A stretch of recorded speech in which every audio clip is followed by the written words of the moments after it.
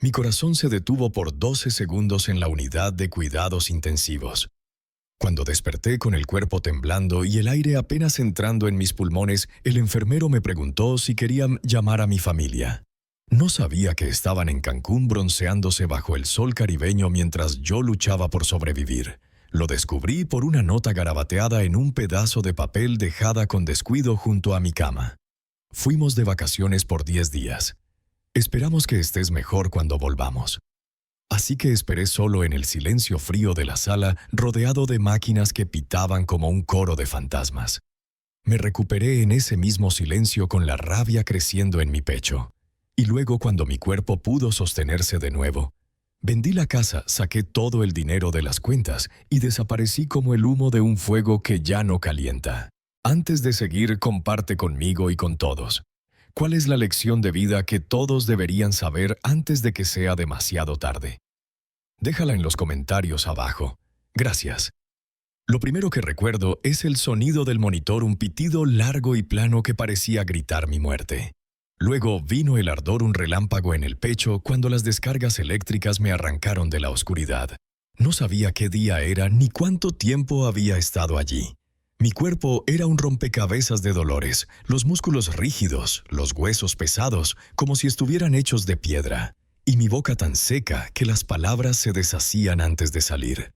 El enfermero, un hombre joven con una placa que decía: Miguel tenía ojos amables pero llenos de pánico esa mañana. Me miró como si no esperara que abriera los ojos. Intenté preguntar por mis hijas Sofía y María, pero mi voz era un susurro roto atrapado en la garganta. Él solo dijo con una suavidad que parecía ensayada: «Descansa, señor Ramírez. Todo estará bien». Nada estaba bien. La UCI era un mundo de paredes blancas y luces frías, un lugar donde el tiempo se disolvía en el zumbido constante de las máquinas. Cada respiración era un esfuerzo, cada latido un recordatorio de que aún estaba vivo, aunque apenas. Pasé horas mirando el techo, contando las grietas invisibles, preguntándome por qué nadie venía. Mis hijas, las niñas a las que había criado con sudor y lágrimas, estaban en Cancún bebiendo cócteles y riendo bajo el sol, mientras yo estaba aquí conectado a tubos y monitores luchando por no rendirme. Esa noche, después del cambio de turno, cuando las luces del hospital se atenuaban y el aire se volvía más pesado, escuché a Miguel hablando por teléfono cerca de mi cama. No quería espiar, pero el silencio de la UCI amplificaba cada palabra como si fueran ecos en una cueva. «Sí, señora». Se estabilizó. «Sí, está consciente ahora. Quiere hablar con él». Hubo una pausa larga, tan larga que sentí el aire detenerse en mi pecho. Luego entendido. Solo pensé que querría saber. Me quedé allí parpadeando bajo las luces fluorescentes baratas, con el corazón latiendo débilmente, intentando procesar que mi propia hija Sofía o María, no importaba cuál, había rechazado hablar conmigo. El dolor no venía del infarto. Era algo más profundo, más afilado, como si me hubieran arrancado una parte del alma. Había pasado mi vida construyendo un hogar para ellas, sacrificándome tras la muerte de mi esposa Clara, trabajando 2 empleos en una fábrica de día y como taxista de noche para que nunca les faltara nada. Recordaba las noches en que llegaba a casa exhausto, con las manos ásperas y los ojos pesados, pero aún así me sentaba con ellas a hacer tareas, a escuchar sus risas, a prometerles que todo estaría bien. Y ahora, mientras yo estaba aquí atado a una cama de hospital, ellas estaban en una playa brindando con margaritas, dejando una nota como si fuera suficiente. 7 días estuve en la UCI. 7 días sin una sola visita, sin flores, sin una llamada, sin nada más que el pitido constante de las máquinas y la mirada compasiva de Miguel. Cada día esperaba con una esperanza que se desmoronaba como arena entre los dedos. Me decía que tal vez habían perdido el vuelo, que tal vez no sabían cuán grave era. Pero en el fondo sabía la verdad. No vinieron porque no quisieron. Cuando finalmente me dieron de alta, Miguel fue el único que empujó mi silla de ruedas hasta la salida. Lo hizo con una torpeza que delataba su incomodidad, como si supiera que no debería ser él quien me despidiera. Me dio una palmada suave en el hombro y dijo: «Cuídate, don Juan. Fue el único gesto humano que recibí en esos días. Llegué a casa en una van del hospital, un vehículo viejo que olía a desinfectante y sudor. Me dejaron frente a mi puerta en la Ciudad de México bajo un sol que quemaba la piel. Y me quedé allí esperando 15 minutos porque la llave que siempre escondía dentro de una rana de cerámica en el jardín no estaba. Alguien la había tomado. Sentí una punzada de sospecha, pero me dije que tal vez la había movido yo mismo y lo olvidé. Finalmente, un vecino, don Pedro, un hombre mayor que siempre me saludaba desde su balcón, me prestó la copia de la llave que le había dado años atrás. «¿Estás bien, Juan?», preguntó, mirándome con preocupación. Asentí, aunque no estaba seguro. Cuando entré, no fue Sofía ni María quien abrió la puerta. Era Carlos, mi yerno, sosteniendo un café de Oxxo y con una expresión de sorpresa mal actuada. «Don Juan». «No te esperábamos tan pronto», balbuceó como si mi regreso fuera un inconveniente inesperado. Mencionó algo sobre un vuelo retrasado y cómo planeaban pasar a verme al día siguiente. Pero cuando entré, supe que algo estaba profundamente mal. La casa, mi casa, el lugar donde había criado a mis hijas y guardado los recuerdos de mi vida con Clara, estaba irreconocible. Los muebles estaban reorganizados, colocados de manera artificial, como si alguien quisiera que la casa luciera moderna para una venta. Las paredes estaban a medio pintar un tono beige impersonal que nunca habría elegido.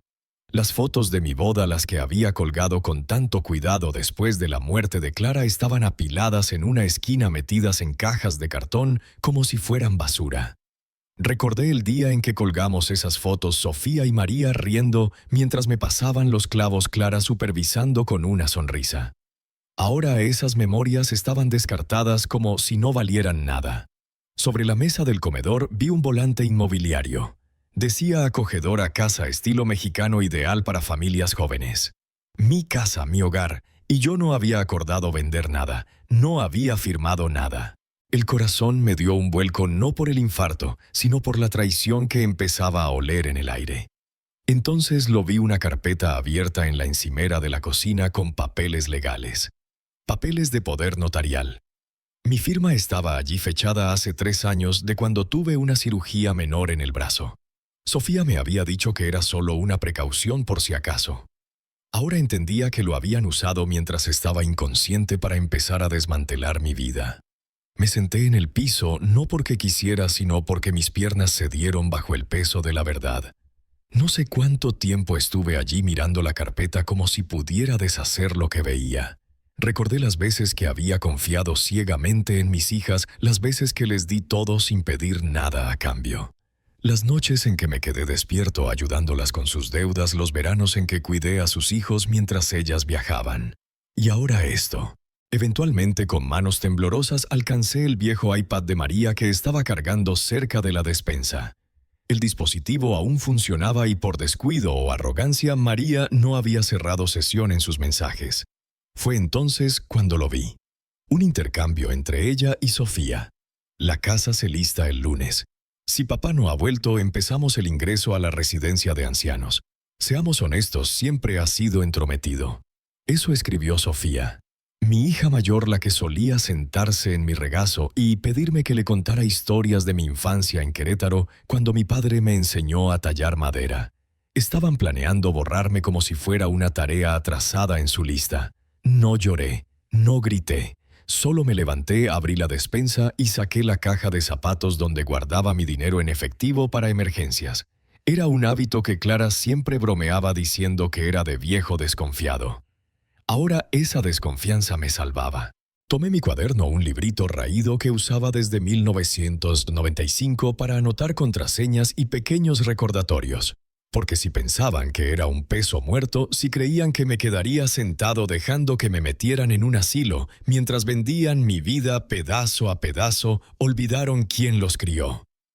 Olvidaron al hombre que trabajó turnos dobles para pagar sus colegiaturas, que cargó con sus deudas cuando el negocio de Carlos colapsó, que pasaba los veranos enseñando a sus nietos a tallar madera mientras ellas se emborrachaban en la playa. A la mañana siguiente esperé hasta que Carlos salió con alguna excusa barata sobre un encargo. Sabía que no volvería pronto. Siempre encontraba formas de evadir responsabilidades. Entré a lo que solían llamar la habitación de huéspedes, pero que ahora era un área de preparación para la venta. La mitad de mi ropa estaba doblada en la cama, algunas prendas en bolsas de plástico marcadas como donación. Los cajones de mi cómoda estaban vacíos. Ni siquiera se molestaron en preguntarme qué quería conservar. Fue entonces cuando la verdad me golpeó como un martillo. Esto no era un malentendido. No estaban organizándose para ayudarme a recuperarme. Estaban preparándose para eliminarme de sus vidas. Recordé las veces que había sacrificado todo por ellas, las noches en que llegaba a casa exhausto, oliendo a aceite de motor y a serrín, pero aún así me sentaba a escuchar sus problemas. Las veces que pagué sus deudas sin quejarme, que cuidé a sus hijos mientras ellas viajaban sin preocupaciones. Y ahora esto. Tomé el iPad de nuevo y leí el resto de los mensajes. Encontré uno de María a Sofía enviado desde el aeropuerto. Una vez que vendamos la casa de papá, tendremos espacio para respirar. ¿Espacio para respirar de qué?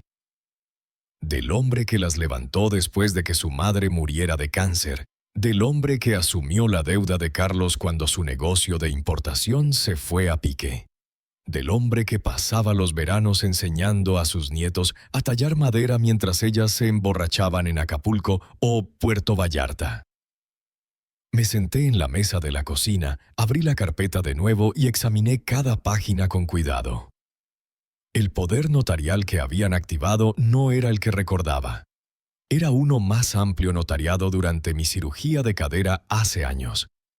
Sofía me había apurado a firmarlo mientras estaba drogado con morfina, diciendo que era para el seguro. Recuerdo garabatear mi nombre pensando que no importaba. Ahora veía cómo lo usaban para desarmar mi vida ladrillo por ladrillo. Llamé al señor Luis Vargas, el abogado que redactó mi testamento original.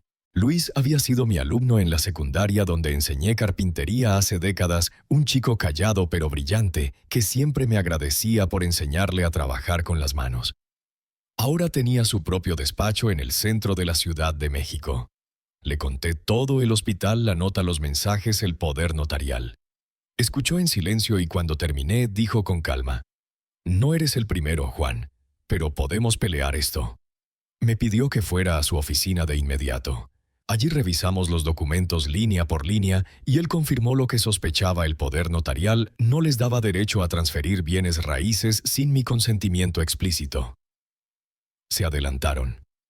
«Juan», dijo Luis ajustándose los lentes, «si actúas rápido puedes voltearles la jugada». Y eso hice. Le pedí a Luis que revocara el poder notarial, restableciera mi autonomía legal y preparara la casa para venderla bajo mi control.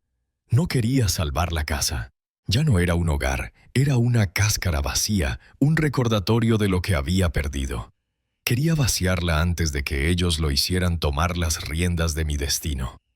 Esa noche me paré en la puerta de la sala donde solíamos colgar el árbol de Navidad cada diciembre. Recordé las risas de Sofía y María mientras decorábamos, cómo Clara dirigía todo con una sonrisa mientras preparaba chocolate caliente, las noches en que cantábamos villancicos aunque yo siempre desafinaba, y cómo mis hijas se reían hasta que les dolía el estómago. Ahora solo había un espacio vacío con una marca en la alfombra donde solía estar el sofá. Me dije que esta sería la última vez que miraría atrás. No solo estaba dejando la casa, estaba dejando la ilusión de que ellas seguían siendo mi familia. No lo eran. Eran extrañas con rostros que alguna vez amé.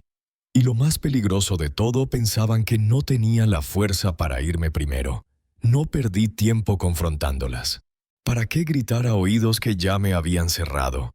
No iba a quedarme sentado esperando a que me empaquetaran como un mueble viejo que ya no querían.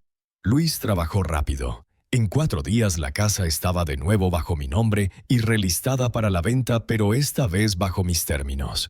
Cambié las cerraduras primero, luego usé la cámara de la puerta para decirle a Carlos que viniera por sus herramientas antes de que las donara a la parroquia. No discutió. Solo tomó sus cosas en silencio y dejó la reja del jardín abierta como el cobarde que siempre supe que era. No le dije a nadie a dónde iba, ni siquiera a Luis. Vendí todo lo que no necesitaba: los muebles, los electrodomésticos, los recuerdos que no valían el peso emocional que cargaban. Conservé solo lo esencial, las fotos que aún significaban algo, el reloj de mi difunta esposa con su grabado desgastado que decía: para Juan, mi hogar eterno, y una caja de madera llena de dibujos que Sofía y María hicieron de niñas cuando todavía me miraban como si fuera su héroe. La casa se vendió en 9 días a un comprador en efectivo sin complicaciones. Entré al banco, cerré todas las cuentas a las que ellas tenían acceso y abrí una nueva en una sucursal diferente bajo una variación de mi nombre. Pablo Hernández, el apellido de soltera de mi abuela. Cobré el resto en giros postales y guardé el dinero en una bolsa de viaje con candado escondida bajo el asiento del pasajero de mi Toyota plateado, un auto viejo y polvoriento al que nadie prestaría atención. Esa era la idea. La noche antes de partir me senté en la sala vacía en una silla plegable de plástico que había comprado en el mercado. Comí un sándwich de mantequilla y mantequilla de maní en un plato de papel mirando las paredes desnudas. Recordé las noches en que Clara y yo bailábamos en esa sala con música de Vicente Fernández sonando en el viejo tocadiscos. Ahora solo había silencio. Escribí 2 cartas, una para cada hija. No las acusé directamente. No quería darles esa satisfacción. Solo escribí: me enseñaron quiénes son realmente. Gracias por la lección. Dejé las cartas en la encimera, desconecté el refrigerador y saqué la llave de repuesto de la rana de cerámica en el jardín. Al amanecer estaba fuera de la Ciudad de México conduciendo hacia el norte por la carretera 57 sin GPS, sin destino, sin nadie más que yo mismo para cuidarme. No estaba huyendo. Me estaba removiendo de sus vidas. Hay una diferencia. Crucé la línea estatal con medio tanque de gasolina, 3 cafés de dinner al borde del camino y el duelo por mi antigua vida quemándose como el combustible en mi motor. Cuando llegué a San Miguel, un pueblo pequeño en Oaxaca, con una población tan insignificante que no valía la pena contar, sentí algo que no había sentido en meses, una chispa de paz. Lo elegí al azar, guiado por un cartel desvaído en la carretera que decía: Biblioteca de San Miguel, el lugar más amigable de Oaxaca. Eso fue suficiente para mí. San Miguel era un lugar donde el tiempo parecía detenerse. Las calles de tierra estaban llenas de niños jugando fútbol con pelotas desinfladas y las casas de adobe tenían techos de teja que brillaban bajo el sol. El aire olía a maíz tostado y a flores silvestres, y los gallos cantaban a cualquier hora como si no entendieran el concepto de amanecer. Me registré en un motel viejo con paredes agrietadas y un letrero de neón parpadeante que apenas funcionaba. Pagué en efectivo por una semana por adelantado y me presenté como Pablo Hernández, carpintero jubilado de Querétaro, viudo sin hijos, buscando un nuevo comienzo. Era una mentira, pero una que conté con tanta convicción que casi me la creí yo mismo.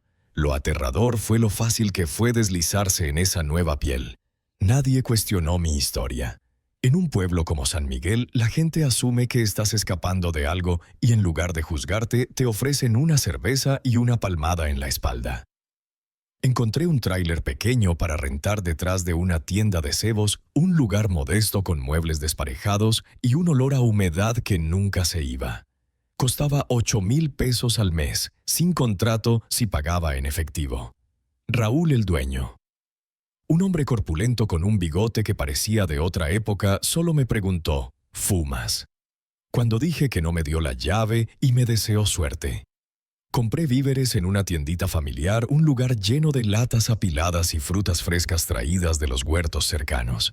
Me inscribí para una tarjeta de biblioteca bajo mi nuevo nombre y comencé a voluntariar allí 3 veces por semana, acomodando libros y limpiando estantes.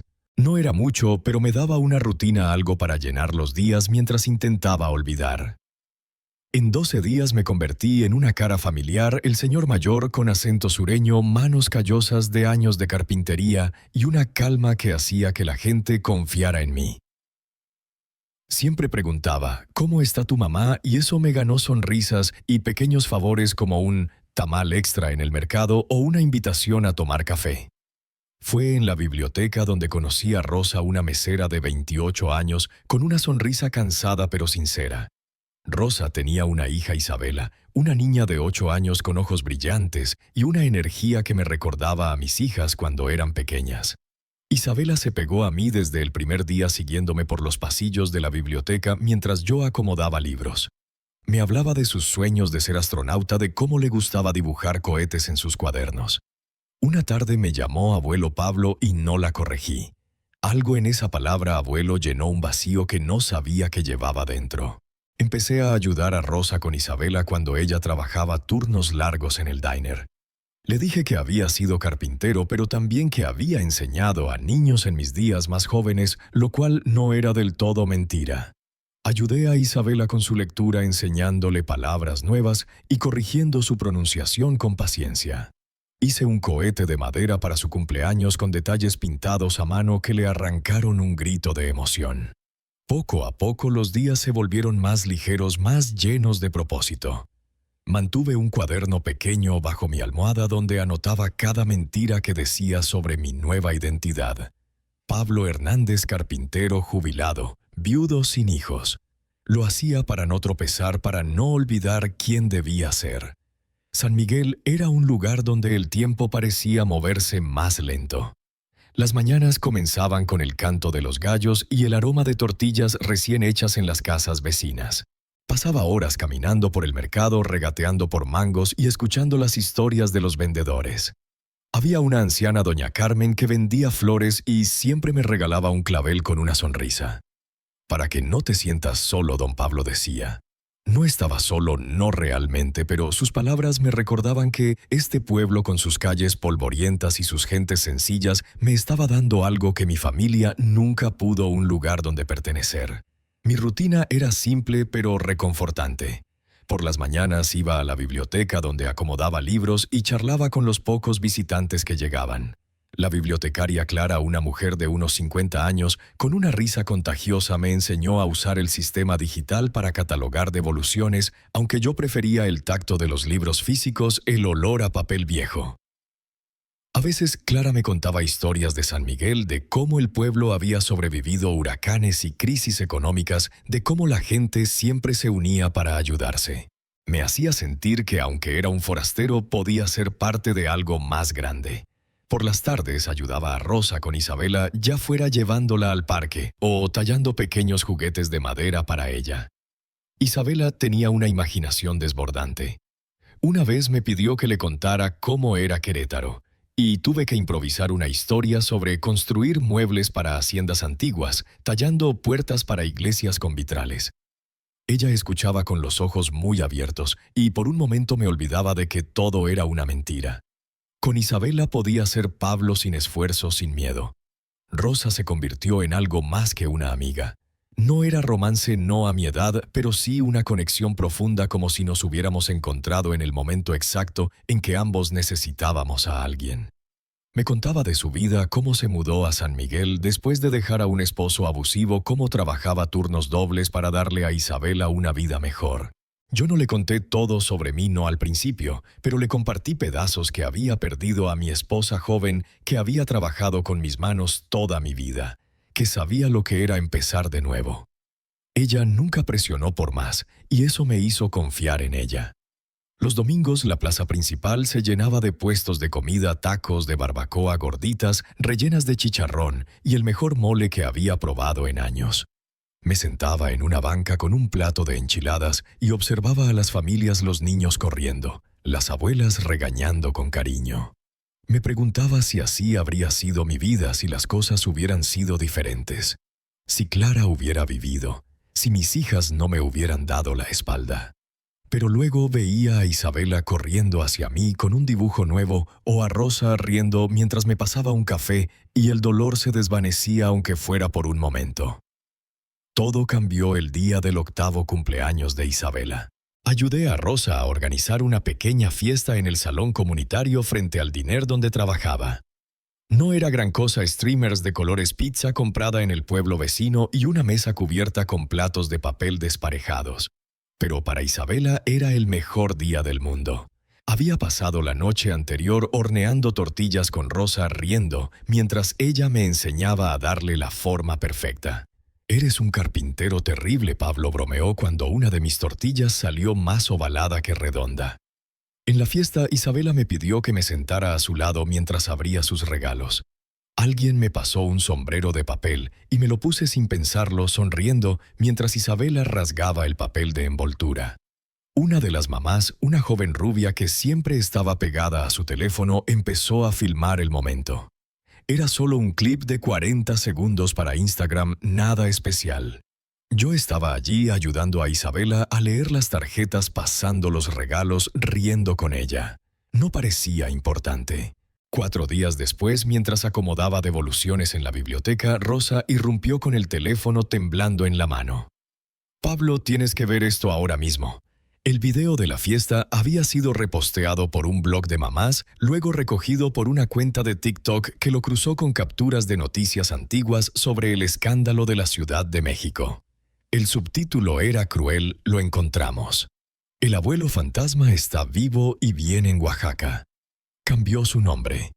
Tiene una nueva familia y lo amamos aún más ahora. Sentí que el suelo se desvanecía bajo mis pies. Los comentarios inundaban, algunos me elogiaban llamándolo un movimiento épico. Otros me acusaban de abandonar a mi verdadera familia como si fuera el villano. Mi rostro estaba en todas partes y peor aún mi ubicación. El video había etiquetado San Miguel. Me senté en el piso detrás del escritorio de devoluciones, el corazón latiendo como en esa cama de hospital indefenso y lleno de cables. Rosa se arrodilló a mi lado y preguntó: «¿Qué pasa, Pablo?». La miré a los ojos y por primera vez dije la verdad. «Mi nombre no es Pablo, es Juan Ramírez, y no huí de una familia. Escapé de una». Ella no juzgó, no preguntó más de lo necesario, solo asintió y dijo: «Está bien, ¿qué hacemos ahora?». Fue entonces cuando supe que no podía esconderme para siempre. No porque quisiera dejar de hacerlo, sino porque alguien vendría por mí. Esa noche no dormí. No por miedo, sino porque sabía lo que se avecinaba y no quería desperdiciar ni un segundo fingiendo que aún estaba a salvo. A la mañana siguiente el video tenía más de 1 millón de vistas. Mi nombre, o más bien el de Pablo, estaba en hilos de conspiración en redes sociales. Algunos decían que había fingido el infarto para vengarme. Otros que era un héroe por escapar de una familia tóxica. Qué curioso cómo el mundo puede convertirte de víctima a villano cuando reclamas tu poder. Apagué el Wi-Fi, borré el historial del navegador y empaqué todo lo que tenía en 2 bolsas de lona por si tenía que huir de nuevo. Pero antes de que pudiera decidir a dónde ir, vi un Toyota plateado con placas de la Ciudad de México deslizándose por el estacionamiento de la biblioteca, lento como un tiburón acechando. Supe que era María antes de verle la cara. Había algo en la forma en que estacionó tan pulcramente como si aún buscara la aprobación de alguien. Bajó del auto con jeans y un suéter como si fuéramos a tomar café en lugar de enfrentarnos después de meses de humillación pública. Se paró en la entrada sosteniendo un vaso de café de papel con ojeras que delataban noches sin dormir. La observé desde los estantes por 6 minutos antes de salir. Cuando lo hice, no habló de inmediato, solo me miró como si necesitara confirmar que era real. Luego dijo con la voz quebrada: «Papá, por favor, no te vayas». La palabra papá dolió como un eco de un tiempo en que significaba algo. Sentí el impulso de consolarla, pero lo aplasté. No me moví. Ella se acercó más. «No eres un fantasma, no has terminado. Puedes volver a casa». La miré a los ojos y dije: «Ya hice mi funeral, María, solo que tú no estabas allí». Ella se encogió como si la hubiera golpeado. Pensé que intentaría justificarse, culpar a Carlos, a Sofía, al tiempo, a los doctores. Pero no lo hizo. Solo se quedó allí aferrando su café como si fuera lo único que la mantenía en pie. «No sabíamos», susurró. «Pensamos que estábamos ayudando». Reí una risa áspera, amarga. «Me dejaron solo en el hospital para morir», dije. «Y cuando no morí, intentaron empaquetarme como un trasto viejo. No digas que no sabían. Sabían exactamente lo que hacían». Ella comenzó a llorar, un llanto silencioso, tenso, como si quisiera esconderlo del mundo. La dejé allí en ese silencio por 1 minuto largo antes de decir: «No voy a volver, María. Encontré una vida nueva, una mejor, una donde no tengo que fingir que alguna vez estuvimos bien». Me di la vuelta y caminé. No rápido, no dramático, solo lo suficiente para que supiera que esto no era una actuación. Era un cierre, uno que ella nunca me dio. 3 días después de que María se fue, un sobre manila apareció en la ranura de devoluciones de la biblioteca dirigido a Pablo en una letra que reconocí como la de ella. No lo abrí de inmediato. Lo dejé en la mesa de mi tráiler por 2 noches mirándolo como si pudiera morderme. No sabía si quería leer más disculpas o simplemente quemarlo todo y seguir adelante. Cuando finalmente lo rasgué, no encontré una carta de María. Era una carta mía escrita en la UCI garabateada con mano temblorosa en la parte trasera de un formulario de ingreso. La había escrito para ellas pensando que no sobreviviría. Si no despierto, sepan que ya las perdoné. Pero si lo hago, por favor vengan. Tengo miedo. Recordé cada palabra al verla. Había rogado a Miguel que se la diera a una enfermera para que la entregara si ellas aparecían. Él me dijo después que la guardó en mi bolsa de pertenencias cuando nadie vino. Supuse que la encontraron mientras rebuscaban en la casa. María debió leerla después de verme en San Miguel. Ahora estaba de nuevo en mis manos como un fantasma que no me dejaba ir. No lloré, no me quebré. La leí una vez, luego otra y la doblé con cuidado guardándola en el cuaderno donde anotaba los detalles de mi nueva identidad. Justo al lado de la página donde escribí Paz sin contacto. A la mañana siguiente recibí un email en la cuenta de la biblioteca. No sé cómo Sofía consiguió la dirección, pero su mensaje era breve. Me gustaría venir solo una vez. Sin Carlos, sin cámaras, solo yo. Miré la pantalla por un largo rato debatiendo si responder. Pero algo en mí, tal vez terquedad, tal vez curiosidad, escribió de vuelta. Una visita, eso es todo. Trae la carta contigo. No sabía qué esperaba de ella.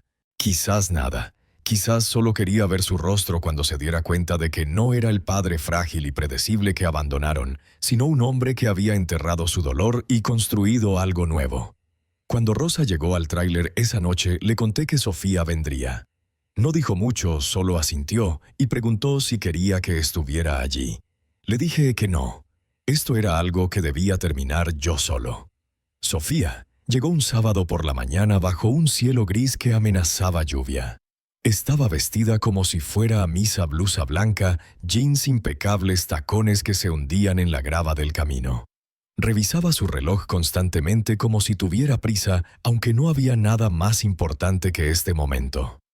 Nos encontramos en el cementerio justo fuera de San Miguel, un lugar tranquilo con lápidas desgastadas y flores secas.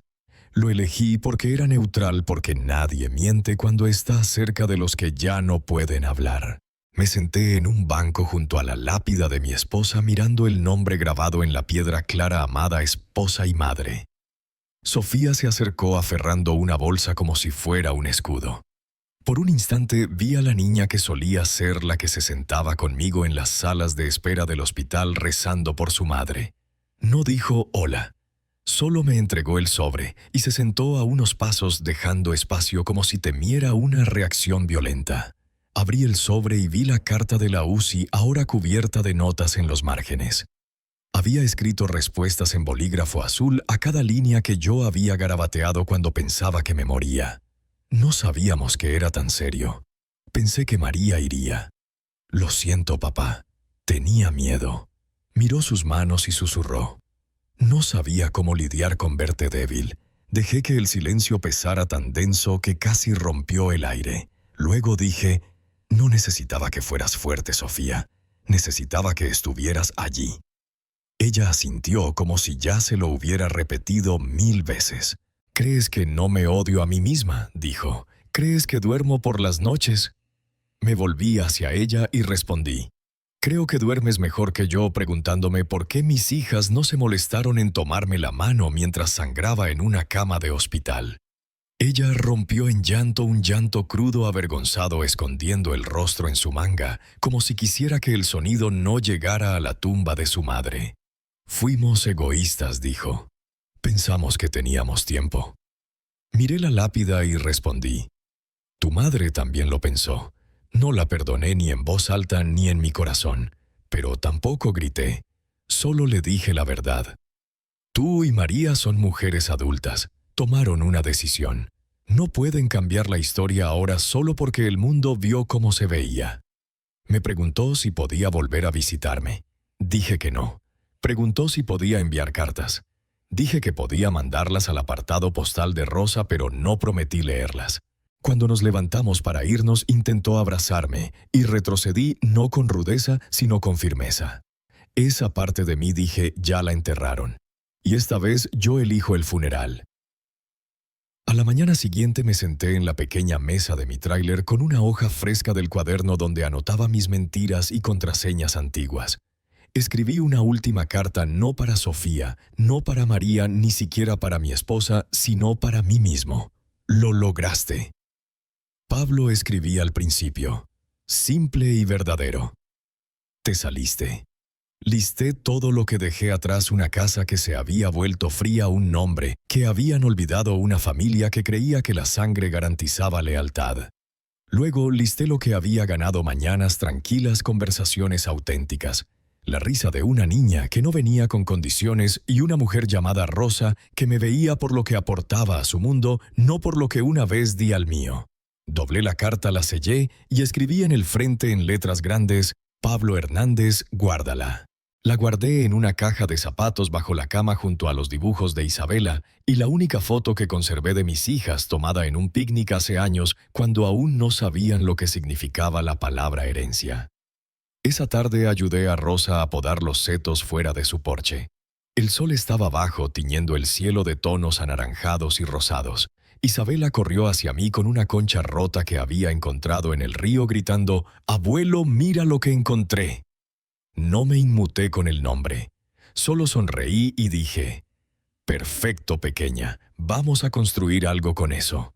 Nos sentamos en la arena por una hora apilando conchas y riendo.